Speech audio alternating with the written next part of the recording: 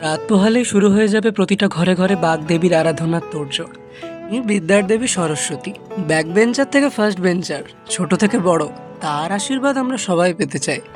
এই রং তুলি দিয়ে তার কৃপাতেই টুকিটাকি যা ক্রিয়েটিভ জিনিসপত্র করি। তাই এবার পুজোয় ভাবলাম আমার এই ছোটবেলার কেনা মূর্তিটা নিজের মনের মতো করে সাজাই। আসলে আমার বাড়িতে আমরা এই বই আর মেলার কেনা এই ঠাকুরগুলো দিয়ে পুজো করি। যথারীতি সময় তো তার ছাপ ফেলে যাবেই। তাই এই সময়ের ঘষা লাগা পুরনো মূর্তিটাকে নতুন করে সাজাতে প্রথমে হোয়াইট ফেব্রিক দিয়ে বেস কালারটা করে নিই। তারপর সেটা শুকিয়ে গেলে শুরু করি শাড়িটা রং করা। আমাকে সাবেকি মূর্তির সৌন্দর্যটা অদ্ভুতভাবে অ্যাট্রাক্ট করে।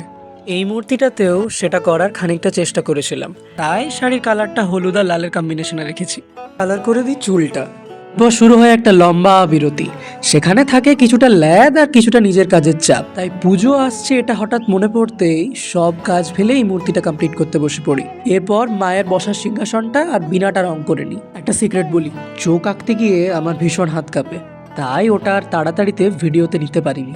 যেহেতু সাবেকি সাজ, তাই দেবীর মুখ হাত পা সব সাদা রেখেছি। জয় জয় দেবী।